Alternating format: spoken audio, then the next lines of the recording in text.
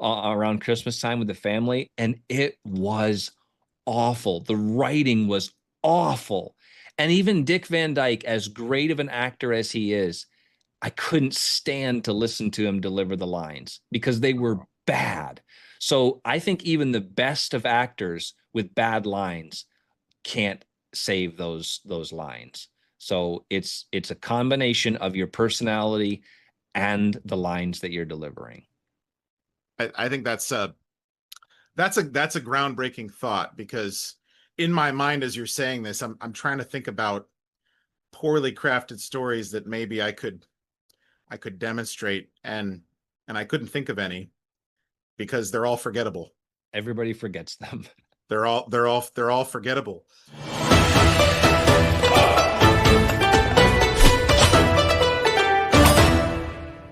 Welcome to the Balance Blade, where we train the body, sharpen the mind, and lead with purpose. Today, we are stepping deep into the power of story, not as fluff, but as a weapon.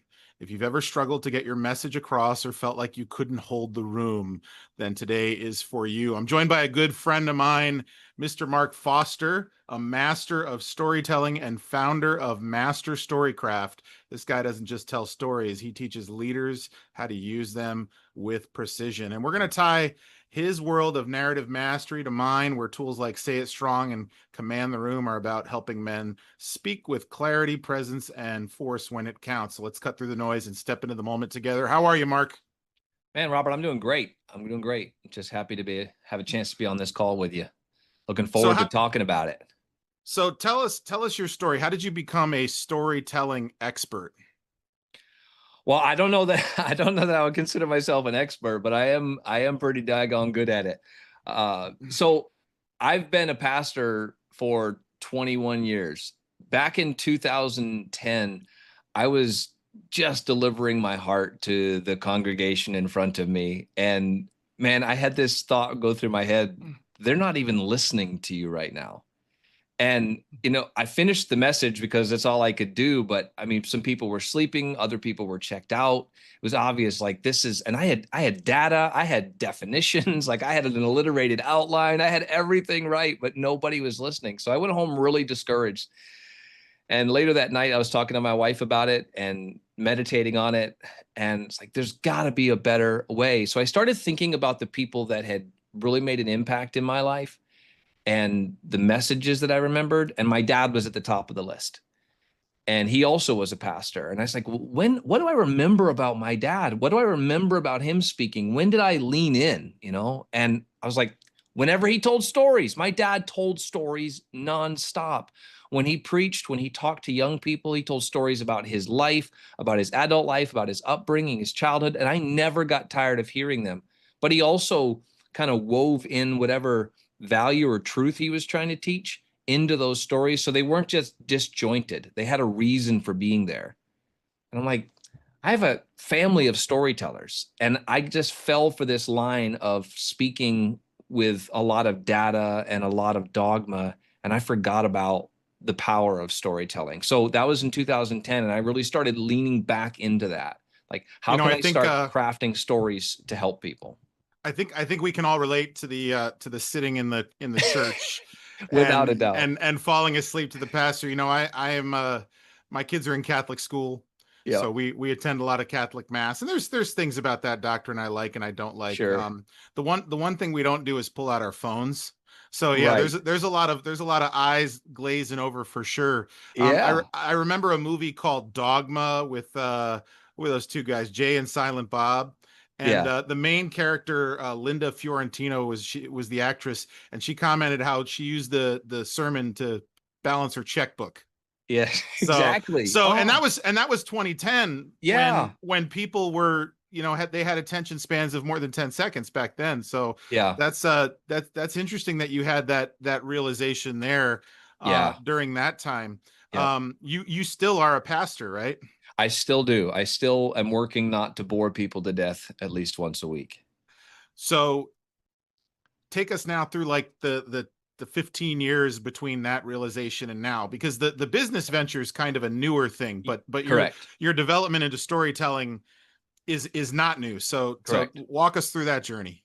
Yeah. So I started leaning into that storytelling background that I had, my grandfather was a storyteller, my dad, and I started getting some books and watching other people who communicated really well. And I started seeing like they're all using stories. You remember are the stories. Movies and books are written about stories. Again, leaning back into the sermon part, I realized this book that we're all talking about every single week is over 3/4 story. But most churches on a Sunday morning, it's heavy on data and maybe a few anecdotes thrown in here and there, but like we lost the story. So I started practicing because no one's good at it just naturally. Even if you have a natural aptitude for telling a story, crafting a good story takes work. So I started practicing it and figuring out what worked well this time. Where did that story fall flat? And really just started honing that craft using the opportunity I had of standing in front of people once or twice a week. And so I got where I felt like I was really, really good at that. And so then I started writing. I started putting content online. I started a podcast back in 2015 and did that for 4 or 5 years, just to play around with it and see whether I liked it. Again, seeing could I connect with people on all these different platforms using story, because there's a difference between live storytelling, recorded storytelling, and written storytelling. So I wanted to do all of those things. And I kept getting the feedback, man, you're a really good storyteller. I love that story you told. I would have people come back to me 2 or 3 years after they'd listened to me and tell me they remembered a story that I had told. So I'm like, there's something here. And I wanted to find a way to help people with a message communicate that in a way that mattered. Then last year, which is when I really decided to lean into this hard on a business side, I watched the Super Bowl ads and I realized that the average Super Bowl ad of 30 seconds, they paid an average of $7 million for a 30-second slot. And they used that time to tell a story. Yeah. And I'm like, if there's nothing else that shows the power and value of a story, that's it right there. Like 30 seconds, $7 million. And we're not going to tell you why our truck is better than everybody else's truck. We're going to tell you a story that has this truck in it that's going to make you want to buy this truck. And that's just really, really powerful. So I said, I'm going to start leaning into that hard. And so I've been working to build up a clientele of businesses, nonprofits, thought leaders, whatever, who want to learn how to craft individual stories and moments in a way that really connects with people and delivers their message. Now I remember when we first spoke, kind of in detail, and we had connected online probably a couple of years now, but I think we probably really first spoke earlier in the winter. And your message at that point was more about, or at least your business that you were working on was more about hope in the workplace. Yeah. And then you took a hard switch into the story. So tell us a little bit about kind of how you went from that hope aspect, selling hope. Because I remember telling you right then, how do you sell that? Yes. And I think you used the term in that phrase that hope was kind of a Disneyified term. I think you're the one that told me that. Maybe, yeah. And it was true. And it really tapped into one of the frustrations that I had, because hope is still a very important message for me, and one that I want to talk about a lot and help in the workplace with that. But again, you can scream at people and beat them over the head with data all day long. And when it comes to hope, I was realizing, I'm talking with you and talking with so many other people, that the word means so many things to so many people. Like it was almost a non-starter. But what if I could craft stories that illustrated the kind of hope I'm talking about without making hope the lead that I'm starting with? So let me tell you a story. So most of the stories that I tell online have hope embedded in them, but they're not like, I'm not leading with that concept anymore. I said, I think story is the best way to accomplish this. My son works for a big toothpaste manufacturer here in New England, and the workplace is a horrible place to work. There's low morale, low involvement. They have daily meetings that, really suck. And we started talking about that. I said, boy, they could really use some hope there. But what I found out was there's no story. Like there's literally no story in this business. There's, nobody has a story of why the business exists. nobody's telling a good story about why they go to work. There's no reason for it. There's no purpose for it. They're not being asked to or invited into an identity through a narrative, through a story.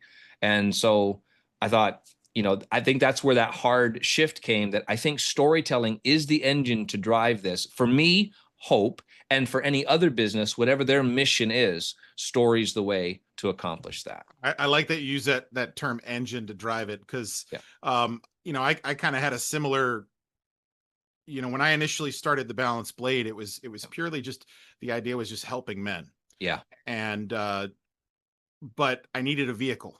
Yep. And speaking to people has become that vehicle for me. And it's going to distill down even further to that. There's some interest in more specifically talking to kids, to teens in particular, and stuff like that. But I love that journey, because I think so many of us have an idea, and yet we don't know how to bring it to a specific audience. Now you have a built-in audience, though. You are still a pastor, so you still have a built-in audience. So that kind of fits really well, because you're always selling hope there in the church. Well, and it gives me constant opportunity to practice my craft. Now, how has your sermon delivery shifted, maybe over the last 5 to 10 years? And then how has it changed, maybe even just in the last 5 months, as you've been working on this concept? It has definitely shifted more towards a story as the central part of the message. And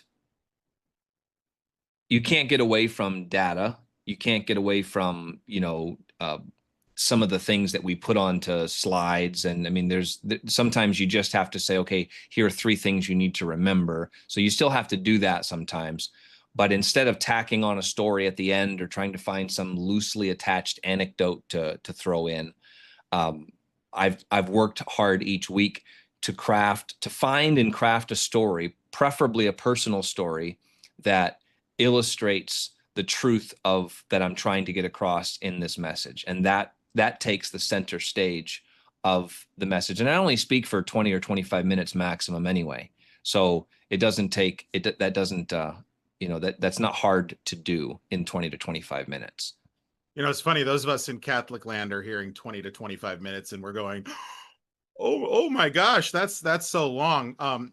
I've been to, evangelical churches, Catholic churches all my life. So for those of you in Catholic land, you don't have all the other bits and pieces. Right. It's just woo-wah worship.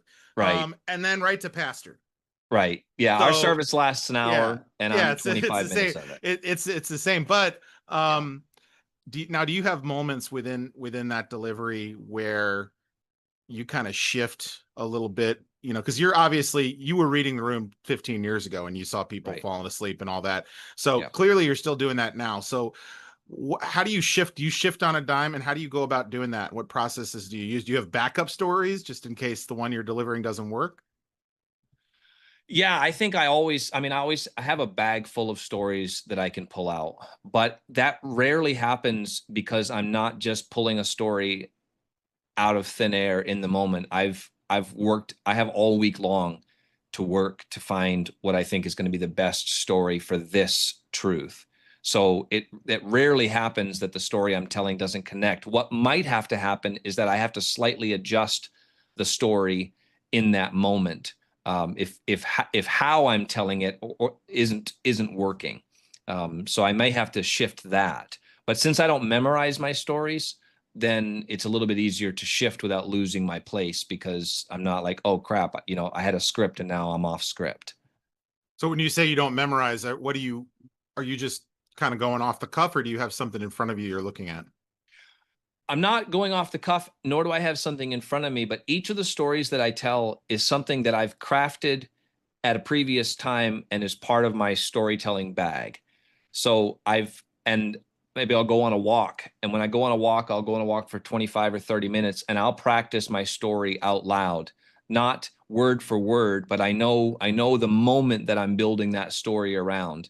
And so I'll practice that, and doing it just that way, it live, helps me to refine it a little bit, to think through it a little bit. So I've got a pretty good grasp of the beginning, middle, and end of the story and where I want to go and what things really make a difference. And I can kill any rabbits that are tending to jump up and say that doesn't fit in this story. Don't say that the next time. And so I've practiced the stories, but they're not scripted in that sense. So it's not this follows this, and I got to make sure I say this. But I do have high points, like this is a really powerful statement that I want to include in this story. So I need to remember to do that. But however I get there may change depending on the audience. If I'm telling it to a bunch of kids, I'm going to tell it different than I am if I'm telling it to a bunch of senior citizens. You know, I've spent most of my time in my life being a musician, and I still am. And unless that harp back there behind you is for display, you've got some music Yes. in your life. Yep. I'll ask you about that later, just because that's Yeah. a rabbit I just jumped into. Yeah. Just jumped into too. But I like the idea of, all right, I'm going to tell this story. I don't know exactly how it's going to come out, but I know I have this statement Yep. that I want to highlight. What's an example of a statement?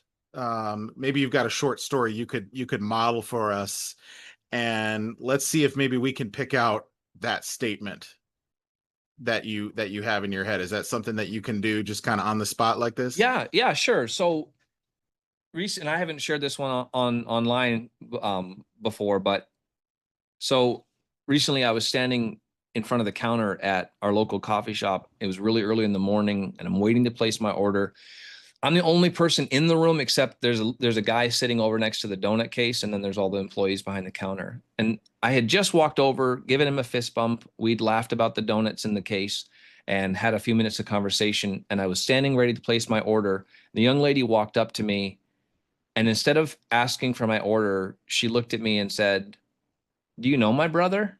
And she was indicating the young man by the donut case because he had Down syndrome. And I could see immediately, like, whoa, she's really defensive here. And I need to be careful. She was just looking at me. And I said, "I don't know your brother personally, but I see him in here a lot. And, I was just kind of drawn to him. He always smiles and waves, and we like to joke about donuts." And she just kept looking at me. And I could see, I mean, she's defensive. Who are you? There's a vulnerability aspect going on here. And she said, "Well, he lives with me. I take care of him." I said, "That's commendable." Still nothing. So I said, I also have a daughter who's special needs, and I have to drag her along with me different places. I know the burden that can be. I know how tough that must be for you. When I said that, she just melted and her eyes softened, and she's like, "So you understand." So I don't understand your specific situation, but I do understand how challenging it can be to be the caretaker for someone with special needs and to always be on guard for people trying to take advantage of them. So I appreciate you taking care of your brother. And then she said to me the thing that I was wanting to hear. She said, "Can I please take your order?" It's like, that's what I wanted. Like, I just wanted my coffee. I ordered my coffee. When she handed it to me, she said, "William." And I'm like, "No, my name is Mark." She said, "No, his name is William. And feel free to talk to him anytime you come in." And I Interesting. left there realizing when I left that day that we don't always recognize the burdens that people are going through, or how even how my actions might be perceived by them. But taking some time to try to find some common ground and connect with people can really open up a whole world of communication and relationship. And so I was really glad that I took the time just to stop, to hear the tone in her voice, and to try to figure out what was going on here. And I try to do that everywhere that I go. So I might tell that story. Oh, that's a great story. I love, in my mind, and I don't know if this was the one hook that you had, and I'm going to give you a chance to sort of Yeah. walk us through the Yep. points of the story. But as soon as you said that I wasn't thinking about the kid. I Yep. thought nothing of it Yep. other than, okay, you're just being friendly. And as soon as you mentioned that he had Down syndrome and that she was being defensive, Yeah. like you drew my mind in Yep. for a new level of attention. So, Yeah. um, what was the you mentioned having a key point, but I'm guessing you probably had three or four with that one. Yeah. So, So for me, the key point there is just taking the time to understand, to taking the time to listen and understand where other people are coming from. We don't always know, and if we don't take the time to engage in those conversations, we can miss a really big opportunity. But there could be many of them. I mean, that's why I like to tell people about storytelling. When you tell a story really well, you'll know you've told it well when the people you tell it to respond with something of their own, or tell you what that story indicated to them. um, now that's where I had to grow as a storyteller, because I used to tell stories, and then people, we've all got that buddy like, oh, that's nothing, I could tell you about a time. I'm not talking about that. But when you tell a story well, someone will come up to you and they'll tell one of their own. And I used to be like, this is not about you. This was my story. Why did you just? And what I failed to realize was my story resonated. They saw themselves in my story, and it reminded them of the story of their own. And I'm like, that's one of the biggest goals of storytelling, is to invite your audience in so that they can see themselves in your story. And then they're going on a journey with you. What's So, fascinating about that concept is that there's a lot of neurodivergent people in the world, a lot of people with ADHD, and oh and I yeah, think and I think that that's being exacerbated with social media and yes, things like this. But one of the things that people is a hallmark of ADHD that they will do is when somebody is speaking to them, mm, whether it be a story or something else, they will interject a personal story as a way of understanding. And I yes, and I love that your concept makes that a positive, because yes, if somebody doesn't come back with a story, that's not necessarily a negative, right, but you're seeing that. I'll tell you the moment of your story that I really liked, because yeah, my focus is not necessarily on the content yep, of what you're saying, but it's more like how to say it. yeah, And you said the Down syndrome, and that changed the mood yep, right away. And then you talked about the woman or the girl or whatever she was, and her brother. But when you got to this build, and then she said the thing that she had been wanting to say to me the whole time, "Can I take your order?" right, And it broke the tension yeah, of the story. Now, I thought you could have ended the story right there and it would have been effective, yeah, but because you had broke that tension, I think you were able to put a good coda on it. yeah. And there might be times, depending on the situation, that I would end it right there with that laugh. Depending upon, again, one story can be used to illustrate a lot of different points. So that's where not memorizing your story is helpful, because then as the storyteller, you have the opportunity to craft that story in a way that fits the theme and the audience. So what in your mind, as you look at the stories you tell, um because I think what you focused on is the overall value or moral of the Right. story. When you were talking earlier about kind of how you have a couple of key points, Mhm. um can you sort of take us through a short analysis of that story now? Because Yes. obviously you're not going to use Yep. the same words, but that's Right. kind of what I'm interested to hear, Right. because that's the analysis of it. I said this part in this way for this Right. reason. That's where I'm going with this here, with Yeah. my side here. So can Yep. you take us through an analysis? And we already hit two of the points already with the Down Right. syndrome and the Right. kind of take your order. Was there one or two more of those kinds of moments that you made sure to Yeah. interject? So when I craft a story, I use a framework that I teach called the vowel framework. It's AEIOU, which should work well in the educational, system. But anchor the moment, examine the emotion. AEI. I is now I'm going to forget it right off the top of my head. Geez, man, how do you like that when that happens? AEIOU. I talked about it all the time, but it's like when you try to tell somebody about the parts in your mechanic. You're like, this thingy, and it goes on here with this thingy. So Well, hang on let's a go to second. the let's go to So the anchor. Let's go anchor to the the moment anchor is real is quick, is because that, yeah, go ahead. I was just going to say, I like how you described the environment of the Hmm. of the donut shop. Yeah. you said there was just one other person there by the donut case in there, Right. because that interaction between you and the girl at the counter probably could not have happened if there was a big line. Correct. So you Right. inadvertently, you anchored it real well, because Yeah. there wasn't any extra tension beyond what you were talking about in the thing. And Well, then, and anchoring it in the moment requires that every story is built around one moment.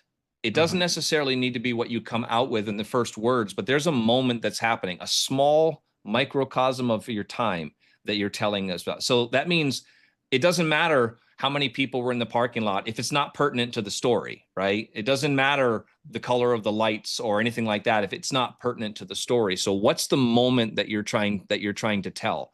And I teach people how to find those moments and identify good stories, but anchoring that story in that moment so that you don't drift is really, really important. Okay, then just real quick, I'll just list them off. Examine the emotion. This is where you try to build that tension, try to build that emotion. mhm. This girl is defensive. What's going on? Illuminating the insight is something I try to do without directly saying it. I want the story to illuminate in my audience's mind either my insight or one of their own. It doesn't really matter, but I want them to have like, oh, I see what's going on here. And then opening the scene. This is where you're inviting them in. So I talk about the case of donuts. I talk about the employees there.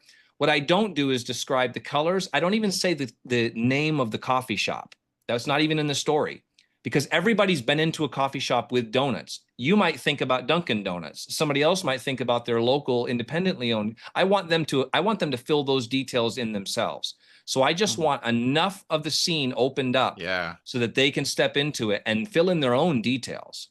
Because if maybe you've never been in a Dunkin' Donuts or you hate Dunkin' Donuts, I don't want that to be what you think about while I'm telling the story. So open the scene and then uncovering the universal. In every good story, there's at least one universal truth that fits with, at least if not everybody, then the majority of the people I'm telling the story to. And if it doesn't fit, I shouldn't be telling this story to these people. So that's again where crafting good stories matters. The stories you're telling needs to matter. Now you just asked me for a story, right on the spur of the moment, so I told you that one.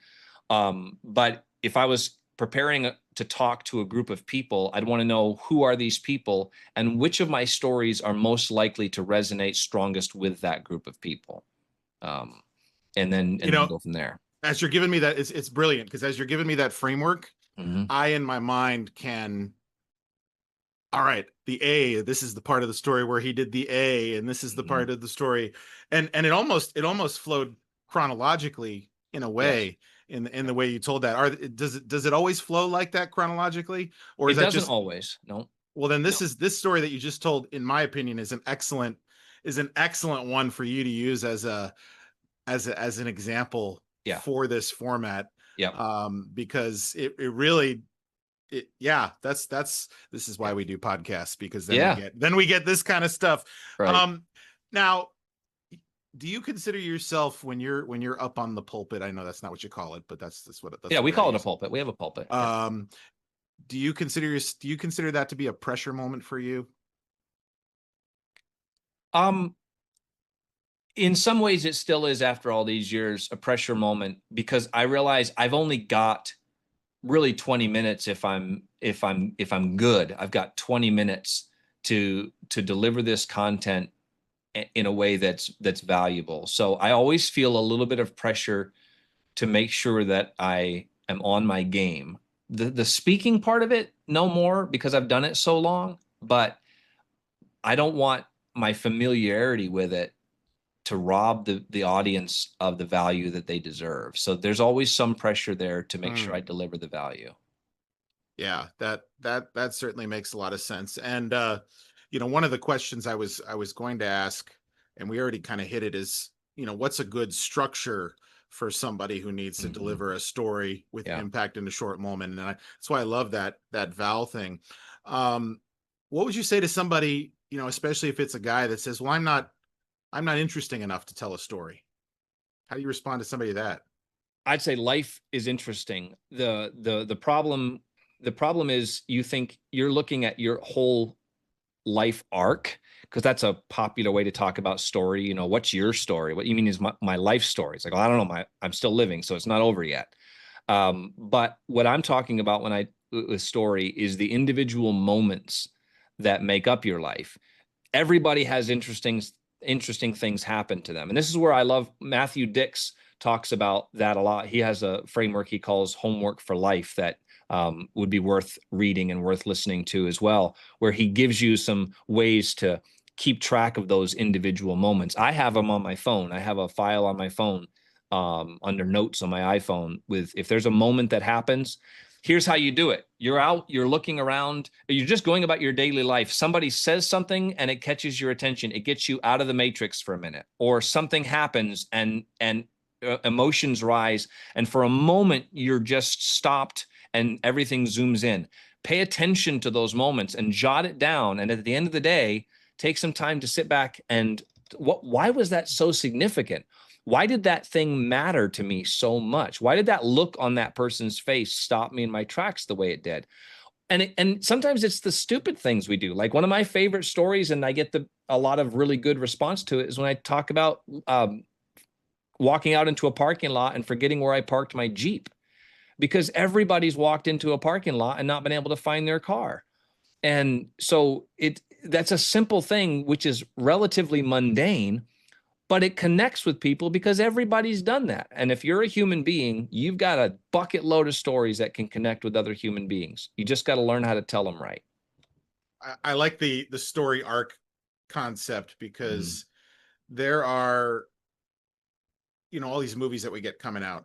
You look at Disney movies, you look at superhero movies, that they're all basically variations on the same, right, half dozen or so stories. And yep, the car, where did I park my car? We've all experienced it. So you're telling your own version of that. right, And I like the way you talk about the donut shop too, because we've all been in something like that. yep, And I was envisioning a place down the street for me that's it's not the stereotypical place, but it's just what popped into my head. yep, So right. that was a great way to kind of familiarize with that. So then how do you get somebody who maybe, okay, I'm not interesting enough to tell a story.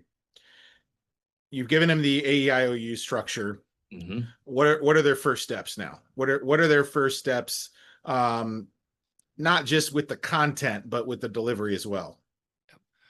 Well, once you walked through the framework and you've built out your story, then the next step is you got to practice it somewhere. And that depends upon what your preferred mode of communication is. Maybe you want to type it up and post it to your social media. Maybe you want to tell it to your spouse or to try it out on one of your kids or your buddies when you're just sitting around, shooting the breeze. Look for an opportunity to tell that story. And don't be hard on yourself, right? I mean, then later figure out what worked, what didn't work. Did I do that the right way? Because there are some pitfalls when it comes to storytelling that are pretty common to fall into. But so don't be hard on yourself, but you've got to practice it. Knowing the framework and building your story won't get you to be good at it. Practice will do that.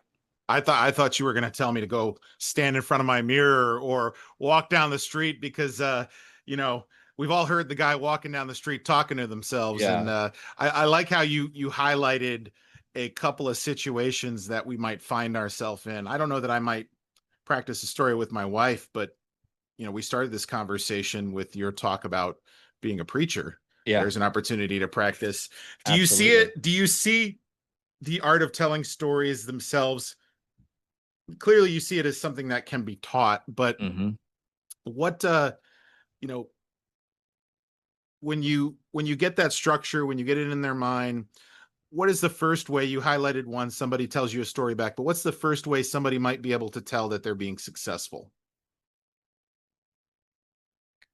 The first way you're going to tell that you're successful. Well, like, okay, let me reframe this in a different way. So okay.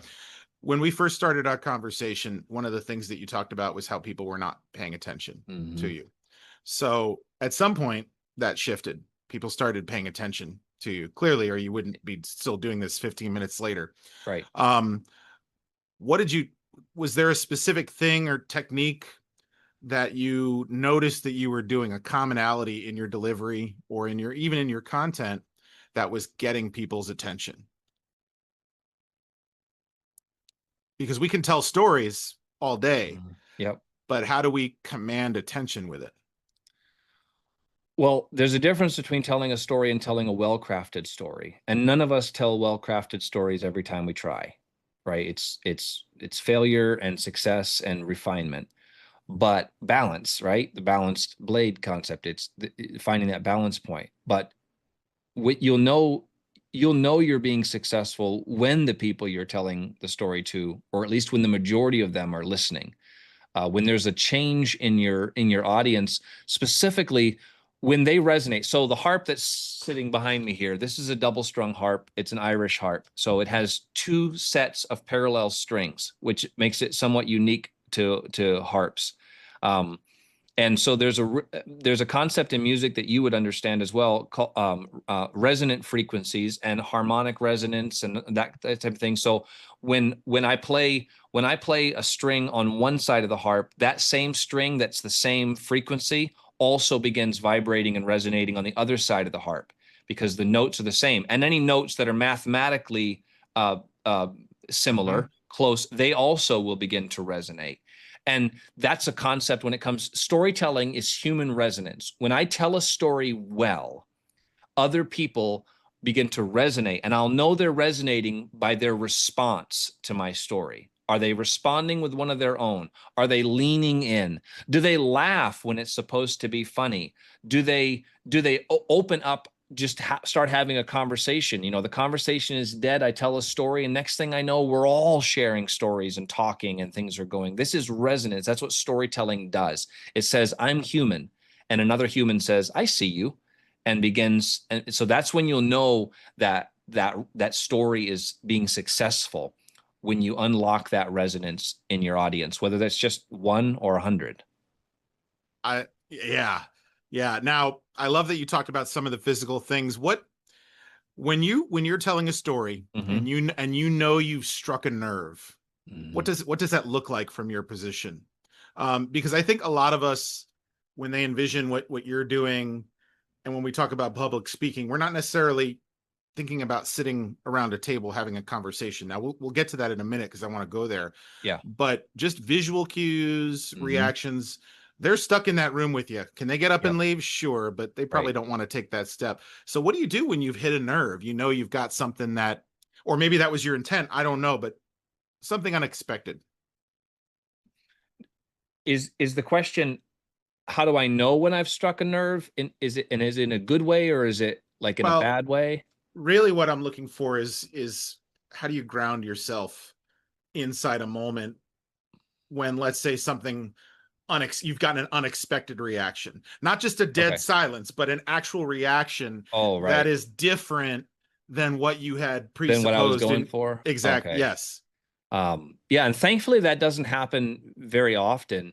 But like like a comedian who tells a joke that doesn't land like he wants, I mean, the best thing you can do at that point is regroup and continue, because there's no taking it back, there's no going back, but keep moving. Maybe learn to adjust that story on the fly, which you'll get better at doing.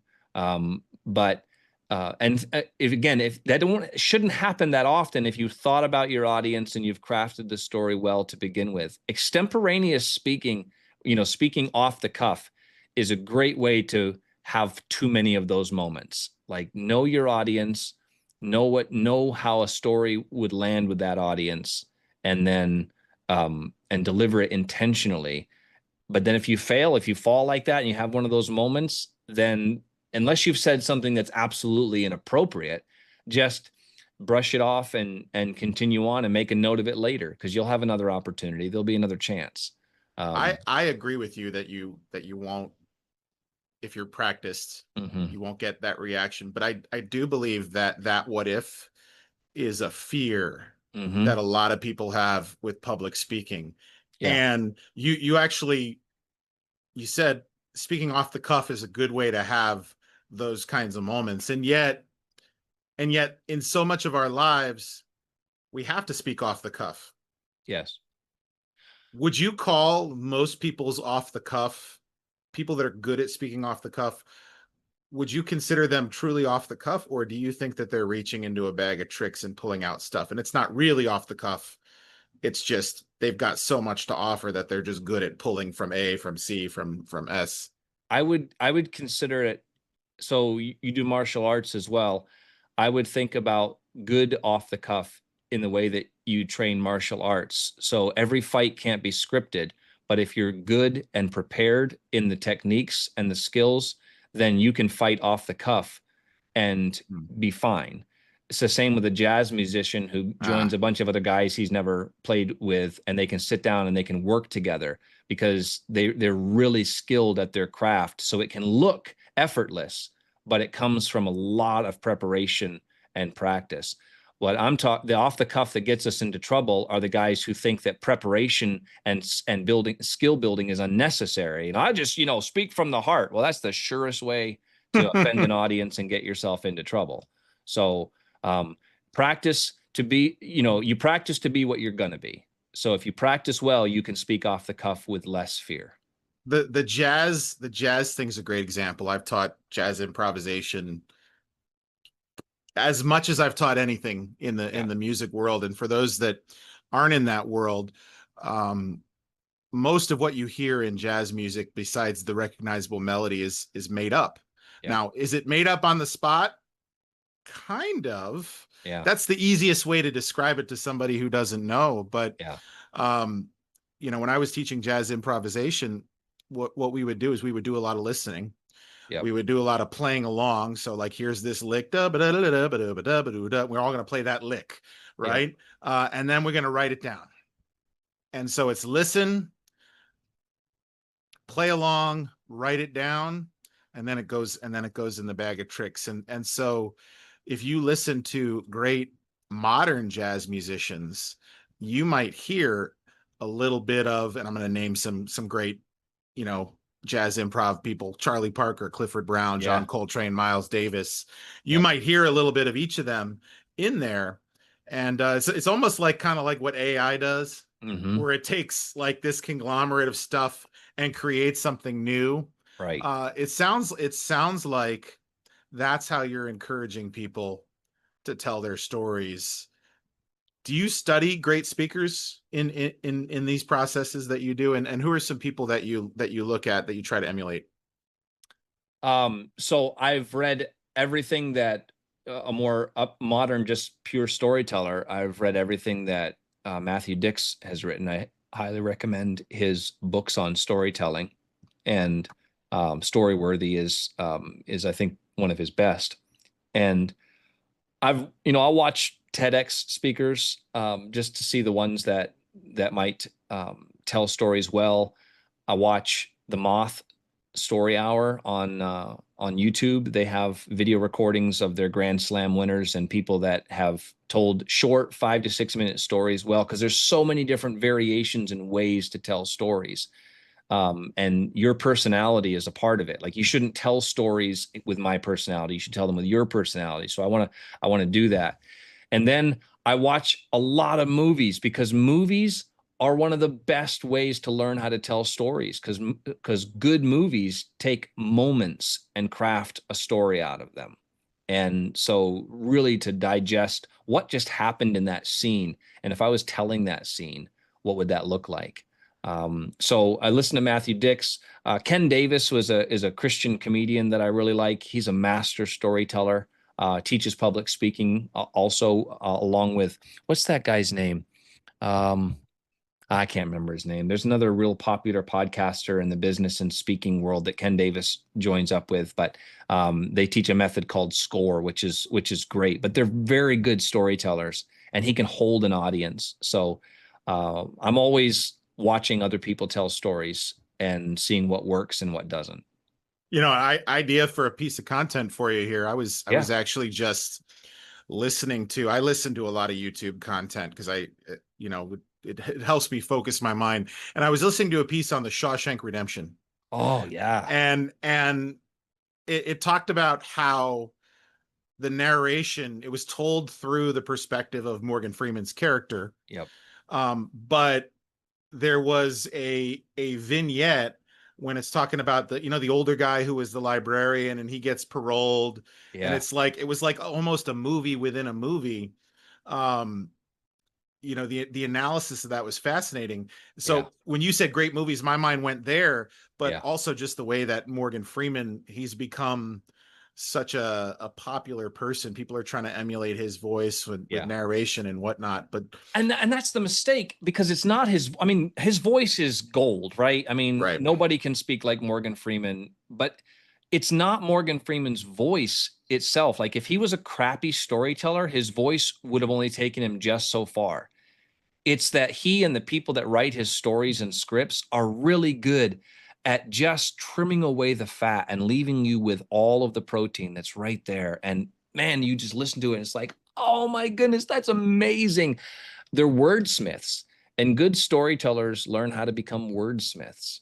Um, You can look at James Earl Jones has another yeah, voice like it, same. but you don't hear his voice as much as you hear Morgan Freeman's. No. Now I'll tell you somebody who has a totally different voice, and again, on the spur of the moment, I can't remember, but everybody's seen like uh, the young Sheldon, and then Mm-hmm. what's the adult version of that sitcom that came before that? Um, Big Bang Theory. Big Bang Theory. Yeah. So Sheldon's character, that dude has an amazing, he's also very good at narration and storytelling. And it's really, really expressed in the Young Sheldon series when he does the narration in the background. He has an amazing way of delivery, but his voice is nothing like James Earl Jones or Morgan Freeman. It's completely different, but he's a master at his craft. And you don't get that good. Good writing isn't enough. Like, he has worked at that. You can tell, and he can paint a picture with nothing but his voice in a such an incredible way. I'm jealous of it. But so it doesn't matter whether you have that deep resonant voice of James Earl Jones or one that has a slight lisp and is a little bit higher in pitch. When you learn how to use your words correctly to tell stories, whatever your voice is, people will listen. Can you take a bad story and deliver it in such a way that it holds people's attention? I'm not sure what you'd mean by a bad story, but Let's say a poorly crafted story. I don't think so. I don't think so. And here's what I'll give you as proof of that. One of my favorite actors of all time is Dick Van Dyke. I grew up with him as a kid. He's done so many movies, TV series. He's really, really good. But recently, a couple of years ago, they did a Christmas movie called Buttons or something like that. And everybody was excited because Dick Van Dyke was going to be in it. They filmed it up in the area I live in. And we sat down a couple of years ago to watch that movie around Christmas time with the family. And it was awful. The writing was awful. And even Dick Van Dyke, as great of an actor as he is, I couldn't stand to listen to him deliver the lines because they were bad. So I think even the best of actors with bad lines can't save those lines. So it's a combination of your personality and the lines that you're delivering. I think that's a groundbreaking thought, because in my mind, as you're saying this, I'm trying to think about poorly crafted stories that maybe I could demonstrate, and I couldn't think of any because they're all forgettable. Everybody forgets them. They're all forgettable. Yeah. One thing I do when I'm teaching my students is I'll recite the national anthem Mm. like it's a poetic piece. And part of the reason I do that is to highlight the fact that it's different than most other countries' national anthem, because most other countries is "Hail to you, oh Canada," or whatever. Right. And ours is like an anecdote Yeah. from a moment in our history Single moment. Yeah. where the author was meant to feel a certain way. Yeah. In this case, the flag being still there, and that made him feel a certain way about our country. And so our national anthem, it's great because it's you know, "Oh say can you see by the dawn's early light what so proudly we hailed at the twilight's last gleaming." So he's setting a nice stage. Then Yeah. he's describing the flag. Then he's telling us what happened. bombs bursting in air, but this just proved that it was still there. And Yeah. it kind of gives me chills to think about it like that, Yeah. because And you it ends really, with a question. Think of that. Like it yeah, literally ends and leaves the question unanswered for the for the singer and the hearer to answer for themselves. Is that flag still waving? Is yeah, this land still free? Like that's powerful. yeah. It's so I couldn't think of a bad story, but I could think of some good ones. Yeah. Um, so let's bring it home here. Okay. If somebody wants to get better at storytelling right away this week, Yep. obviously they should contact you, and we'll get to that. Absolutely. But before they do that, or if they don't have that resource yet, which we'll Yep. put in the description below so they can, what's the first action step? I think the first action step is get a notebook, digital or paper notebook, and just sit down for 5 minutes and give your mind a chance to roam and think about the moments from your life that pop into your memory without even having to think about them. They're just those moments. Those moments mattered for some reason, and just write them down. Don't worry about crafting the story yet. Just get them recorded. And this moment, that moment, when I was a kid, just yesterday, whatever it is, and get 5 or 10 of those moments from your life. If you truly can't find them, then start paying attention during the day. And once you accumulate 5 or 10 of those moments, pick one of them and think about, why does this matter? What was going on here? Why was this so important? And if I was going to tell this story in a way that illuminated that insight and universal, how could I craft it? So 5 to 10 moments, and then pick one of those moments that you could turn into a short story, and only aim for nothing more than 3 to 5 minutes, just 3 to 5 minutes of a story. Now, do you carry something along with you as well? And I mean, we all have our phones with our notes Yep. apps and whatnot. Um, when I was arranging music for pep band, Yep. I'd hear a song and I'd go, "Ooh, this would be a great song to arrange for the pep band." Do you do that with stories, like, "Oh, this would be a good one to build out into something a little Yes. bit more"? Yep. I use my phone, and I have a notes with a shortcut on the home screen, and it opens it up, and I just add it to the bottom of the list. And I've got hundreds of those now. Some of them I'll never put into stories, but I Right. have, an unlimited number. I think everybody's life is an unlimited number of stories because life is made of moments. So I would, yeah, I would definitely agree with that. And so where can people go to learn more about your work, your coaching, your yeah, storycraft method? You've spilled a lot of industry secrets in here, but because you've given us that for free, I can only yeah, imagine what we would get if we shot you a few bucks. So where yeah. can they go to find your stuff?